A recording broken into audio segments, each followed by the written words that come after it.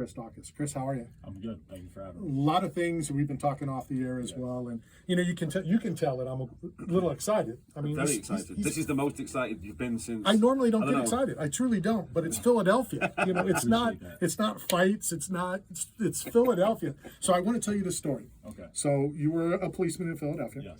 My grandfather retired as a Philadelphia police officer. Okay. And then moved down to Sarasota and lived with us in St. Pete. So the police, benevolent, is that what's the word? That do the... Benevolent. Yeah, thanks for the word. The pensions. Yeah. So they would call.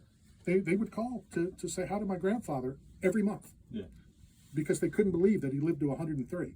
That's wild. And they had to send a check. Yeah. Every month. Yeah. So they check to make sure he's still alive. That's what it was. Yeah. We all make sure that he's still alive and no one's collecting that check. Right. That my mom and dad are not stealing the money. Right. Like, is Herman there? Yeah, he's in the room. You want to talk to him? Yeah, give me a second. I find it humorous. So whenever I talk to police, and more importantly, Philadelphia policemen, I'm like, this to me is just the funniest thing ever.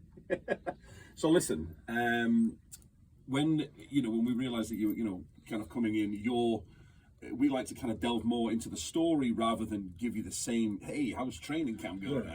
And how's the left knee? How's the left knee? Still giving you, we like to kind of just talk about, and you've had, you've lived, 5 lives. You've lived 5 lives. But you really have. But and I think anyone that doesn't know your background, obviously being a police officer and all that kind of stuff, you should look into it because it's amazing now that you've had a full career as a police officer. Now you've dedicated your life to being an elite mixed martial artist.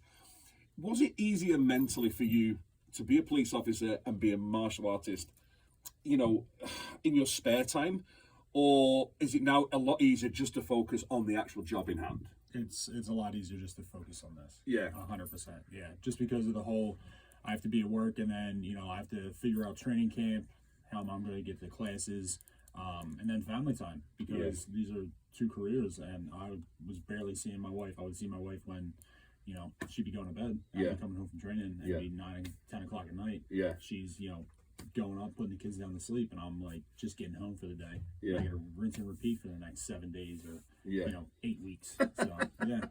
How long has it been now since you retired? A full December will be a year. Oh, a year. Okay. Oh, I thought it was a couple of years. Okay. Oh, yeah. December Wow. Okay.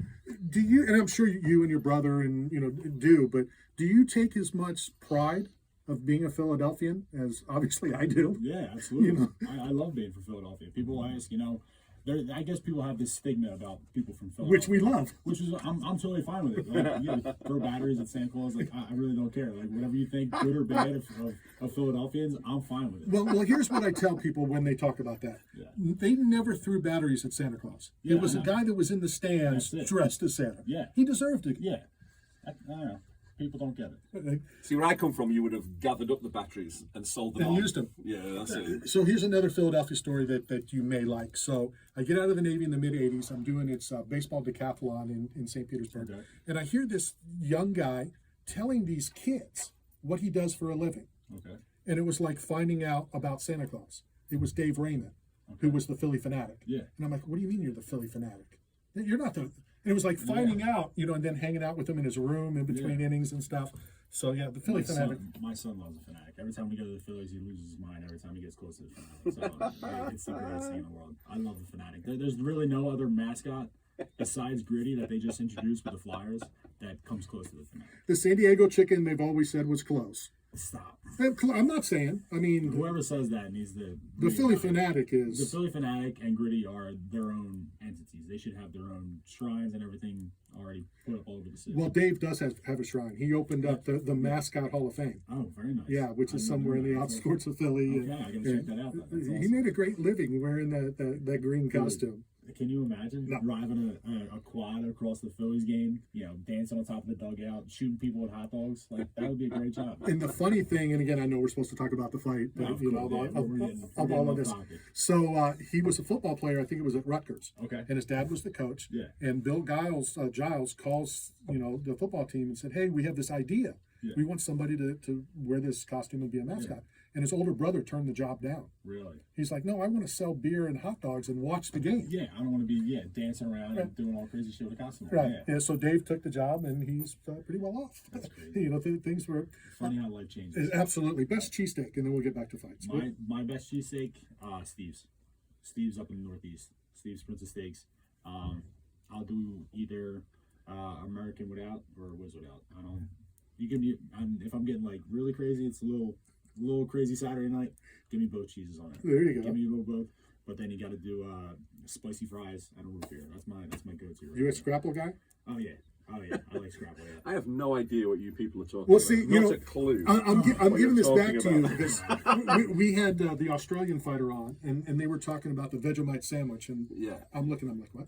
I know what I've seen from being on the internet. I know what like Vegemite is, but I always heard that it's disgusting. Oh, Like, it is it's the worst. disgusting. Well, so I'm- scrapple. Yeah. I'm from. I mean, it depends on how you cook it. But yeah. I mean, I'm from Scotland, so we're the heart attack capital of the world. We fry everything. So we fry like chocolate bars. We fry pizza. Go down we to the fry- Jersey Shore. They do the same Same thing. thing. Same level of cholesterol. Same level of cholesterol. Listen, there was one thing I noticed. Your brother's behind you, and how are you, pal? Listen, And you guys are Growing- getting all the stuff too, the growing Phillies up- jerseys, all this stuff. It's coming to you all. growing up, you know, two fighting brothers, two elite level fighters, big rivalries as you're growing up. Oh yeah, and he'd get me in trouble because he figured out. I forget what age it was, but like if my mom was in the kitchen and if I did something earlier in the day, she'd be in the kitchen and then he would literally just start screaming and crying. She Right. would assume that I was beating his ass. She would come in, beat my ass, and then that was his way of getting back at me. So I have like a list of things here, hoping that you would both be here. Who was the most annoying kid? Well, you both said the same person. Okay. So we know that best dresser. Best dresser, I'll get it. He's got some style. Cal's winning here. Okay, best looking. Oh, me, 100%. He's disagreeing behind you. I'm just going to say best cook. Best cook, Kyle's better cook. Well, it depends on what kind of food you're looking for. If you're looking for healthy food, go to Kyle. If you're looking for barbecue, all the good shit, the pastas, come to me. And just so you know, he said ship. He saw the ship Ship. on the back of the Ship, computer. You know, yes, the computer. yes, the ship. And you know, let's say grappling around as kids. Who's going to win that fight? Both As kids? Let's just say that you're both the same weight. Who's winning that fight? As kids, Yeah. I would say me. Right. But now it's a little. I'll give it to him. Yeah. I think he took it well before you even asked. Yeah. You know. Yeah. So as you're talking about that, and I have an older brother, and we got in a fight when I was 19, and I still dislike him, and I mean it seriously. I'm not kidding. I mean, yeah. How do you do what you guys did and stay close? Because literally, my older brother and I are not close. Really, we just treat it as a job. Whatever kind of problems that we may have outside the gym, stay outside the gym. If we have a problem inside the gym, we handle it in the gym. No one's really around. If he's got a problem with something that I did, or I have a problem with something I did, we'll address it right then and there because that's the time and that's the type of individuals that we are. We're not type to let things boil over. If I have a problem with you, I'm going to tell you that I have a problem, and we're going to solve it right then and there. It's either going to go one or two ways, and then generally it's been it's worked out for us. And any kind of problems that we have at the gym stays at the gym, and once we leave, we're pretty much. Is that hard to do? Now, my younger brother is like that. He runs a business. He fired his best friend, and then they had dinner that night. Yeah. You know, business is business, pleasure is pleasure. No, this is his pursuit of greatness. This is my pursuit of greatness, and we need to hold each other accountable. And if he's not, doing what I think he needs to be doing, whether that's in his own fight camp or if I'm not doing what he thinks needs to be done for my fight game, he's going to hold me accountable. And that's why I think we're so where we're at in the UFC. Yeah, that was actually going to be my question. Can you be critical of each other without annoying each other? Absolutely. I nearly swore on live radio there. Notice that I've never done it, so but yeah, no, that's kind of intriguing that you can have that relationship. And listen, you've got two elite level fighters. You should listen to each other. It's absolutely the way forward. I'm assuming it's a safe place to hang out at your house. Absolutely, yeah. Just come hang out. Where we're there. It's probably the safest place in Philadelphia currently. It's probably where we're there. That's probably true. Your thoughts on your opponent? We'll talk about the fight for 30 seconds, and All we'll right. go back to shenanigans. Extremely skilled. Packs a lot of power. Nothing I haven't seen before. Nothing that really. He's not going to reinvent the wheel with this fight. People are gonna, whether he was fighting me or someone else, people know what to expect with this guy. Yeah.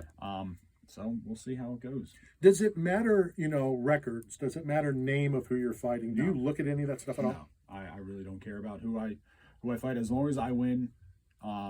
Really, the UFC and people who are behind the scenes and the fans really can't say anything. As long as I keep winning, that's all that matters. Okay, so we know you're going to win on Saturday. Yeah. Are the Eagles going to run this all the way through? Absolutely. And are they going to be The there in Eagles- Phoenix? Yes, the Eagles will run us all the way through the Super Bowl. Yeah, quote me, time, date, stamp it, all that. It was not that I want any of you guys to beat the crap out of me, but I was there when the Bucks eliminated them back in Oh, 02. nice. That was a lot of fun. Yeah, You know, I'm sure it and was. then Rocky Yeah. Balboa was there, when they Yeah. opened the new stadium. Yeah. If and I got to do this. In one weekend, I went to all 4 sporting events, as you can do in Philadelphia, and Yeah. literally stay in the car and walk around. Yeah. If they're all playing, what one team would you go watch? The Philadelphia Eagles, because I've never been to an Eagles game.